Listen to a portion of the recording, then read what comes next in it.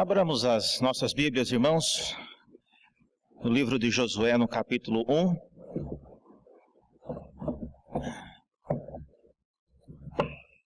Vamos ler para a nossa edificação nesta manhã.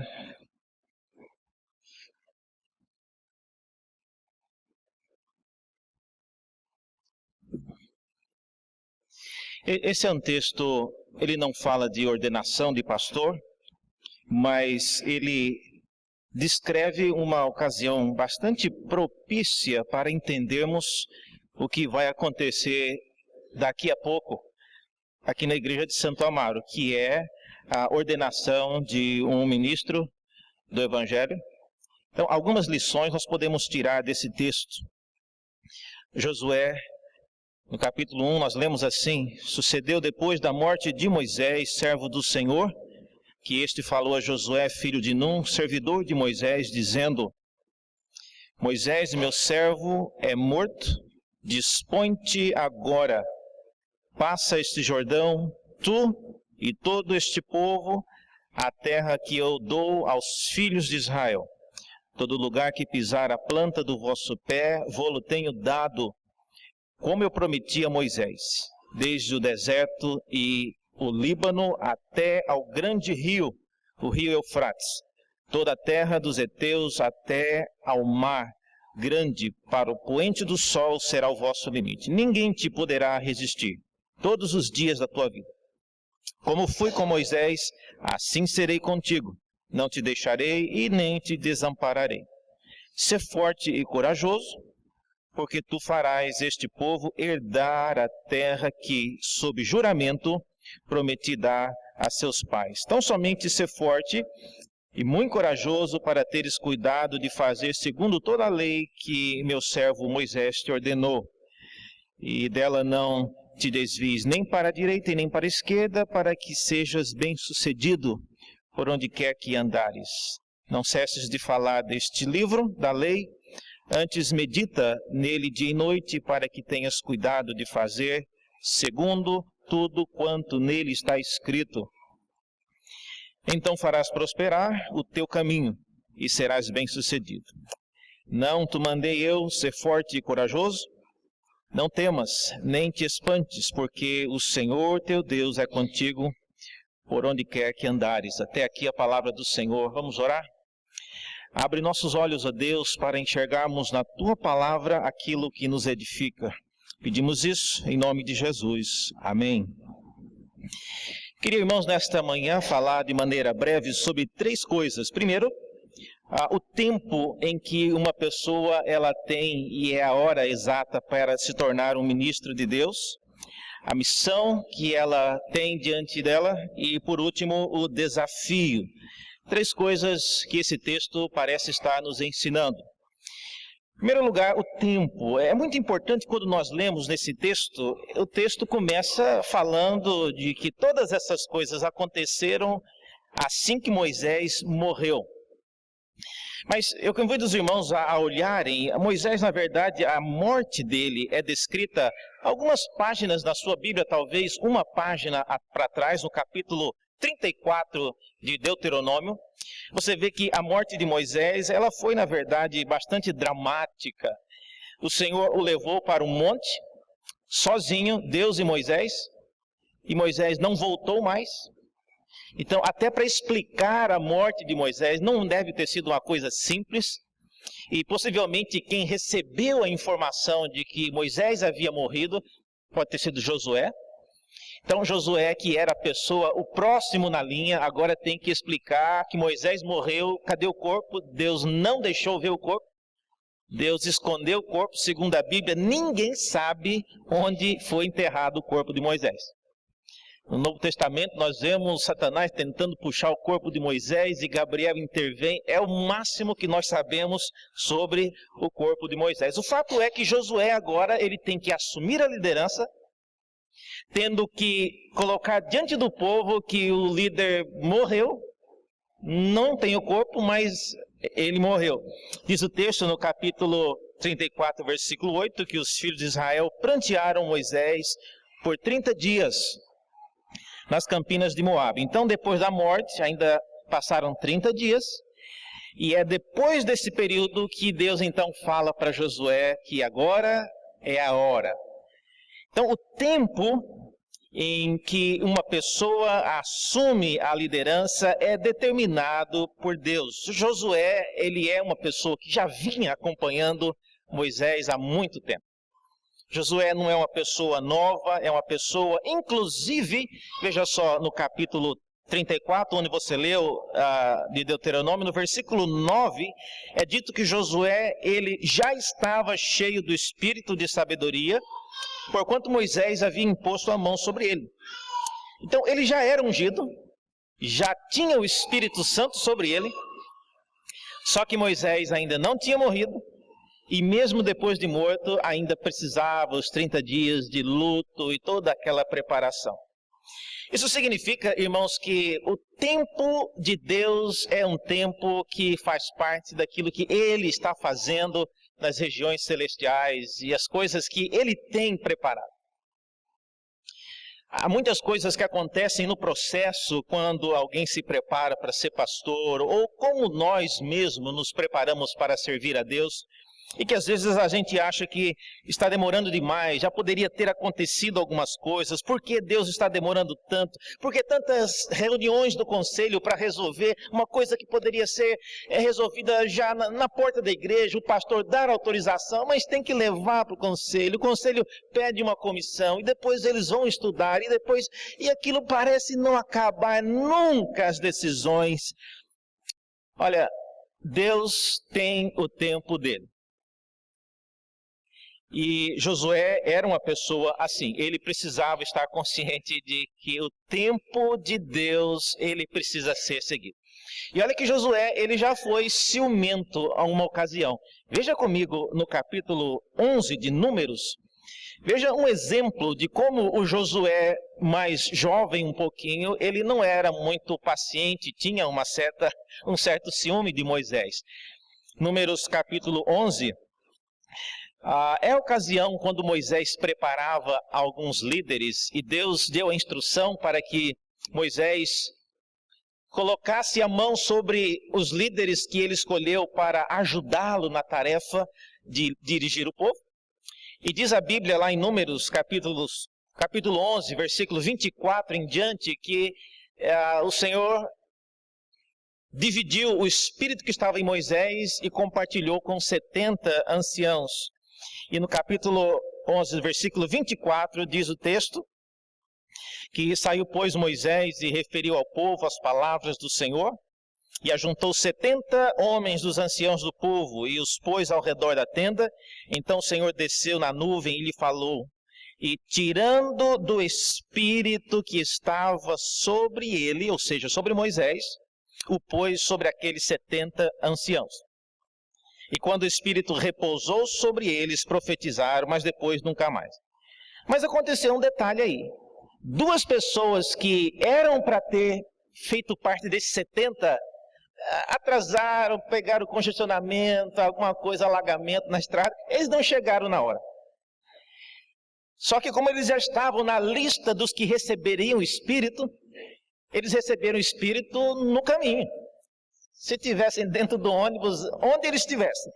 E diz o texto que Josué ficou sabendo, do versículo 28, que esses dois, o nome deles inclusive é mencionado aqui, Eldade e Medade, versículo 27, e eles começaram a profetizar ainda no arraial, nem tinha chegado dentro da igreja. No estacionamento, estava lá um correndo, eles já começaram a profetizar. E Josué, versículo 28, filho de Num, servidor de Moisés, um dos escolhidos, respondeu e disse, Moisés, meu senhor, proíbo-lhe. Porém Moisés disse, tu tens ciúme por mim? Tomara todo o povo do Senhor fosse profeta, que o Senhor lhes desse o seu espírito.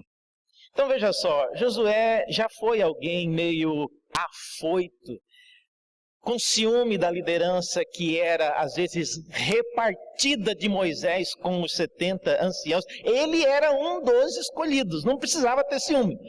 Porque se fosse o caso de ter sido escolhido 70 menos ele, não, ele era um dos escolhidos de Moisés. Mas ele manifesta aqui um certo ciúme por aqueles dois terem sido manifestados com o Espírito fora. Então, são detalhes, irmãos, que o tempo de Deus é que nos mostra aquilo que Deus quer fazer. Nesse texto, então, que nós lemos a palavra, veja só, no Josué 1, versículo 2, é dito, dispõe-te agora. Essa é a palavra-chave. Agora é a hora, Josué. Você já fez tanta bobagem, você já foi apressado, mas agora é a hora. Moisés está morto, a missão está pela frente, agora é a hora. Então, dispõe-te agora. Então, essa é a primeira lição que nós aprendemos. Deus sabe o tempo em que Ele chama seus servos para servi-lo. A obra é dele, a missão é dele, então Ele sabe a melhor hora de chamar os seus servos. A segunda lição que nós aprendemos aqui tem a ver com a missão. Primeiro é o tempo. Segundo é a missão. E eu quero simplesmente dizer que eu estou pontuando essas lições aqui baseado nos imperativos que tem no texto. Então, o primeiro imperativo é dispõe-te. Essa é uma ordem. A segunda ordem é passa este Jordão.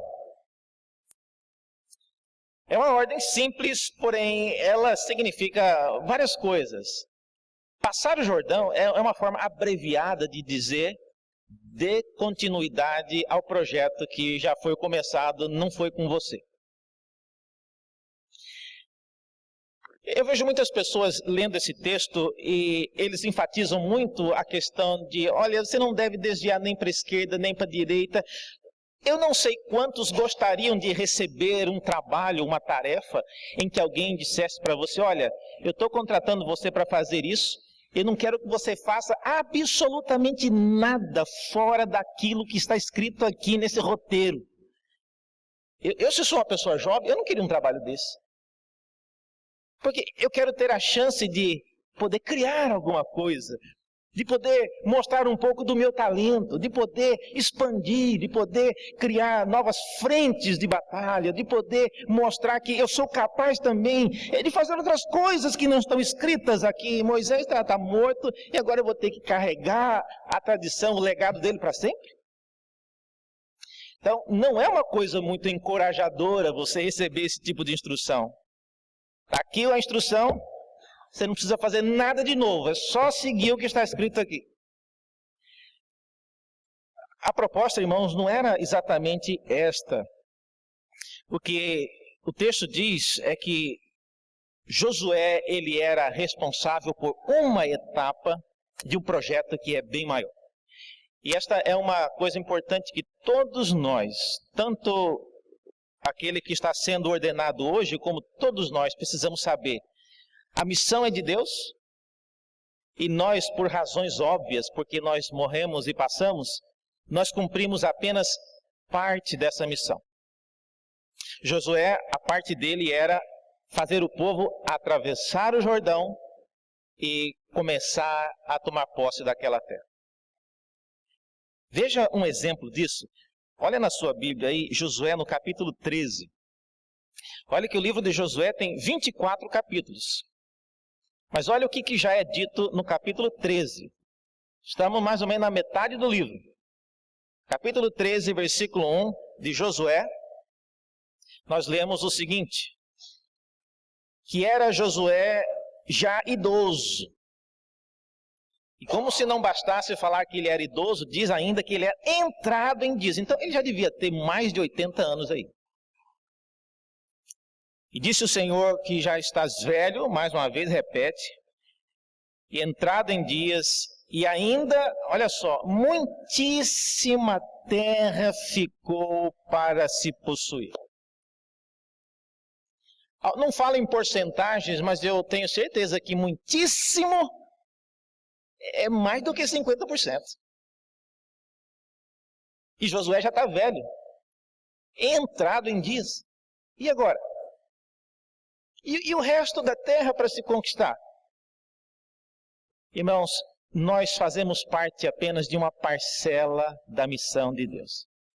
Aqueles que assumem a obra de Deus, seja um pastor, seja um membro de igreja, achando que cabe a eles fazer tudo o que tem que ser feito, desde a criação até a consumação, isso é um exemplo de arrogância, é um exemplo de incompreensão da sua própria limitação, porque Deus geralmente usa várias pessoas, em várias gerações, de várias capacidades, em muitos lugares. Então, o chamado e a missão de Josué era esta: passa esse Jordão. Se você conseguir fazer isso, Josué, eu já estou grato, eu já estou satisfeito. Atravessar com esse povo e começar a conquistar a terra. Não se preocupe com o restante, não se preocupe com aquilo que pode acontecer. E é nesse sentido que o texto diz aí no versículo 2, e já dá o limite: olha, a terra que você vai conquistar, ela já está conquistada. Versículo 3 já mostra os limites, né, que vai as regiões dos filisteus, toda a terra de Jesur, desde Sior. Ele já mostra tudo o que tem que ser feito, já mostra que não vai haver um tipo de confronto. Versículo 4 diz que, olha, desde o deserto e o Líbano até o grande rio Eufrates, eu estou lendo de volta em Josué 1, toda a terra dos heteus, do grande mar e tudo, ninguém, versículo 5, diz: ninguém poderá te resistir todos os dias da tua vida. A missão, ela não tinha como dar errado. É como você às vezes dá instrução para alguém e olha, aqui está a missão, aqui estão as ferramentas, o seu tempo é esse, os recursos são esses. Não tem nada para dar errado. A única coisa que pode dar errado é você fazer alguma coisa de errada.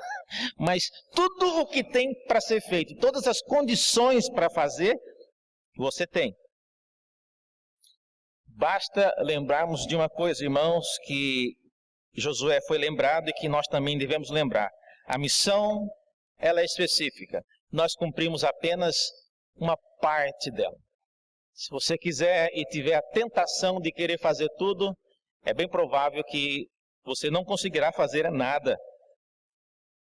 Em terceiro e último lugar, o chamado de Josué tem, além do tempo específico, além da missão específica, tem um desafio específico. Versículo 6, nós lemos que é o terceiro imperativo no texto, e é dito a Josué: olha, ser forte e corajoso. Eu acho interessante, por que você diria isso a um pastor, ser forte e corajoso? Talvez no passado, que o pastor era a pessoa que fazia de tudo, carregava as coisas, ia pregar na fazenda, recebia um saco de arroz de 40 quilos, tinha que botar na costa e levar. Hoje, se me derem um saco de arroz de 40 quilos, eu agradeço, porque eu não vou conseguir carregar. Se eu colocar nas minhas costas, eu vou ficar com um problema na coluna. Então, essa ordem, ser forte e corajoso, parece não se aplicar para uma pessoa que vai ser pastor. Vocês concordam comigo? Para que um pastor precisa ser forte e corajoso? Ele está sempre acompanhado de gente. Coragem para quê? Então, é meio vago isso.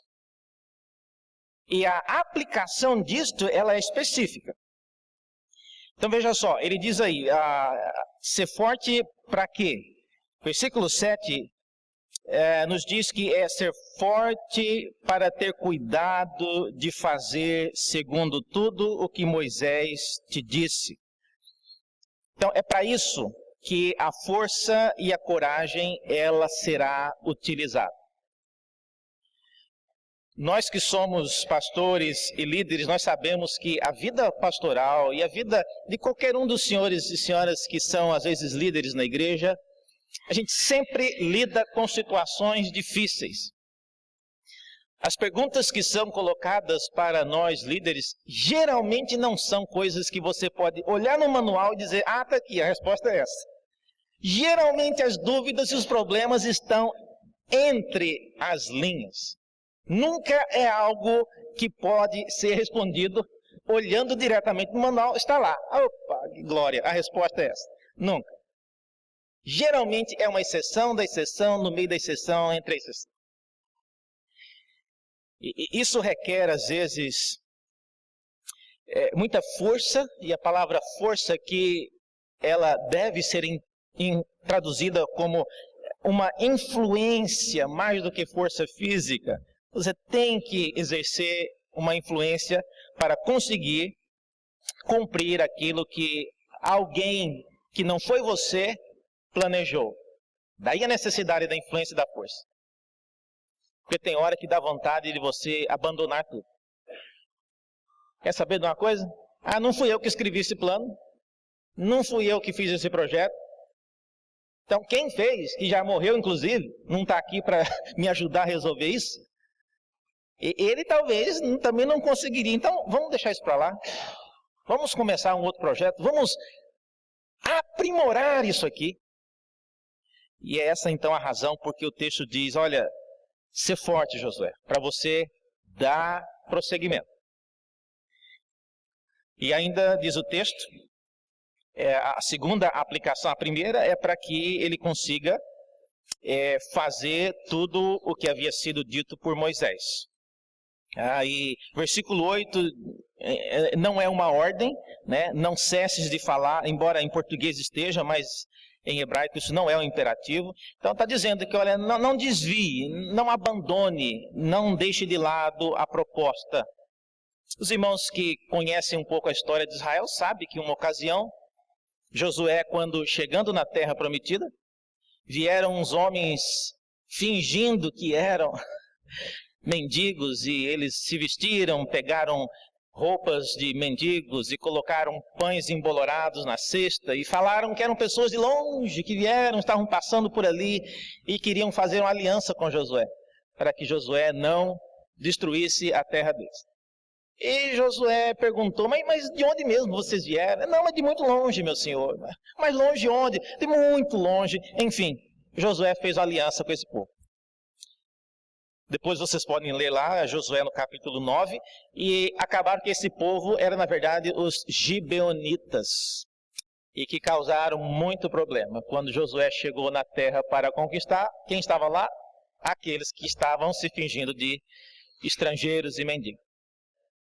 É um exemplo de Josué não seguindo aquilo que Deus havia dito, aquilo que Moisés havia instruído. Então é preciso força, irmãos, porque essas coisas acontecem nas minúcias e às vezes nós somos levados a seguir algumas estratégias que aparentemente elas não são tão diferentes assim. E o empenho, a força e a coragem é nesse sentido. Olha, tenha coragem de dar prosseguimento a um projeto que alguém já iniciou. No caso, Moisés. Mas não era só de Moisés. O projeto era de Deus que foi dado para Moisés. Essa é uma grande lição que nós podemos aprender nesse terceiro ponto. Que nem todo mundo gosta de dar prosseguimento a projeto alheio. No caso do Gabriel é mais fácil, que o projeto visivelmente é de Deus. Mas quando são dos membros da igreja, geralmente é difícil, não é mesmo? Ano passado, o presidente de tal departamento fez isso, mas esse ano eu vou mudar tudo. Isso aí eu achei que era um absurdo, e agora eu vou começar do zero. Aí colocaram uma coisa aqui nesse local, mas agora esse ano nós vamos colocar do lado de cá. Projetos, irmãos, eles precisam ser vistos como a obra de Deus. E Deus sempre faz coisas que passam por gerações. Conclusão. Às vezes nós sentimos desanimados com projetos que são tão amarrados, como eu disse, cheios de limitações, não pode fazer isso, não pode fazer aquilo.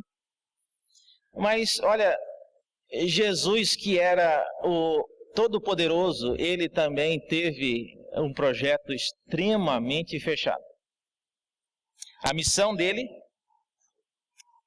era ir e morrer naquela cruz. Sendo ele um excelente curador, ele curava quem ele quisesse. Sendo ele um excelente pregador, Ele tinha inúmeras qualidades, mas a missão dele era ir até aquela cruz e morrer.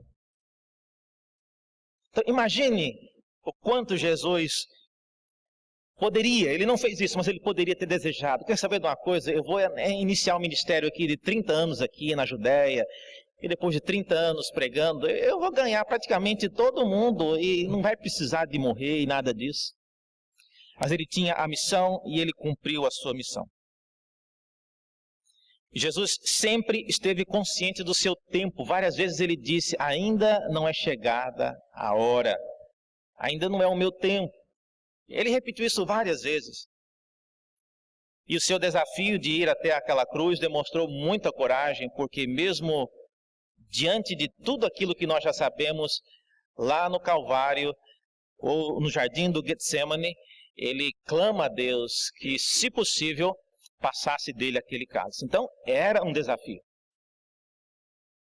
Mas o mesmo Deus que estava com Cristo lá no Calvário, também estava com Josué, pois Josué 1 nos diz de maneira forte e clara que eu estarei contigo por onde quer que andares. Esta é a única e a maior segurança que nós temos. Nós que somos líderes, nós que temos a função de dirigir o povo de Deus ou aspectos menores do povo de Deus, precisamos ter essa consciência.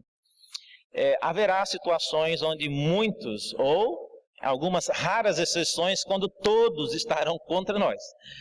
Mas aquele que é por nós é suficiente e é maior. Que Deus possa nos ajudar a compreender isso. Que nós temos um tempo certo, nós temos uma missão certa e nós temos um desafio certo. E essas coisas precisam estar em nossas mentes. Vamos orar mais uma vez?